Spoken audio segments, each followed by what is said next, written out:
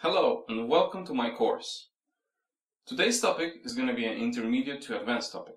We're going to talk about bending notes. So in one of my previous videos, I was talking about how much the position of your throat and the angle of your throat, which is sometimes referred to the back of your tongue, is connected with the way you play the mouthpiece itself. So today we're going to try and play a single note, and we're going to bend it by a semitone down and then go back again to the original note. So let me just demonstrate first.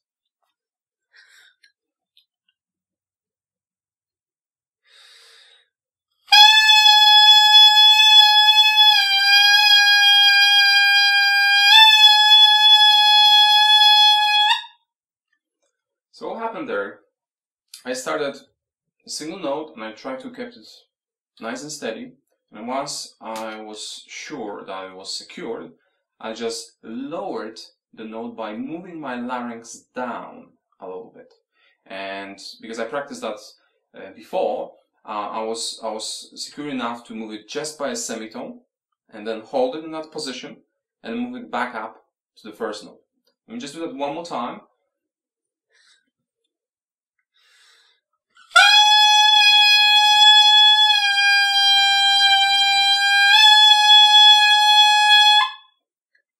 So, in order to learn how to do that efficiently, you probably want to think about moving your lower lip a little bit in the beginning.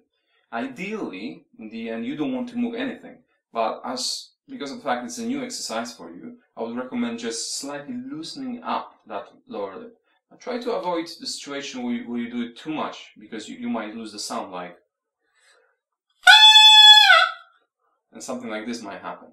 Because by all means, you still need the projection of the sound, which is created obviously by the position of the embouchure and the pressure coming from the diaphragm. And if your embouchure is not tight enough, then you're not going to achieve the projection, so you're going to lose the sound.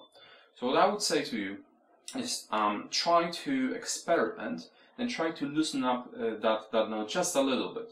So you don't have to really think that you want to match the semitone itself, but rather that you hear that the note is still there and that it was bent.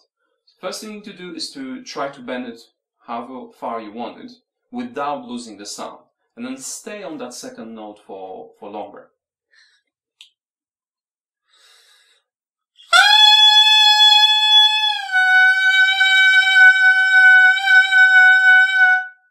Now, if you hear that your sound is shaking, probably you're not supporting enough, or you went too far with your lower lip.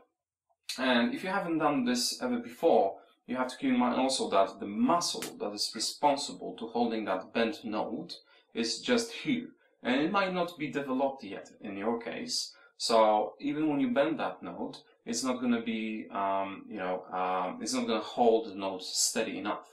So try to, for now, just bend the note however you like, and then hold it there. So,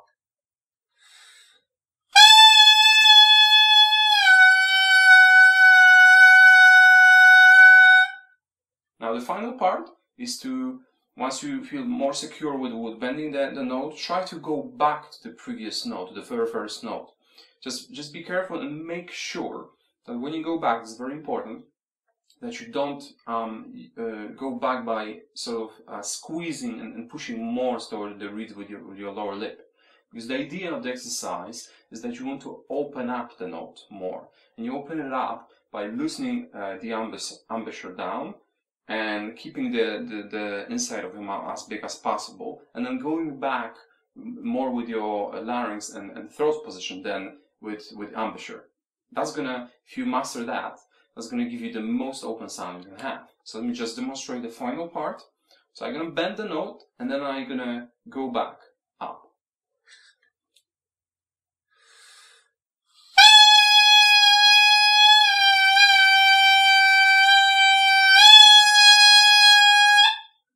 The final thought is that that's going to help you to go back up, is to imagine that you don't want to do it obviously with your lower lip, so you try to imagine that you push up the air forwards back again.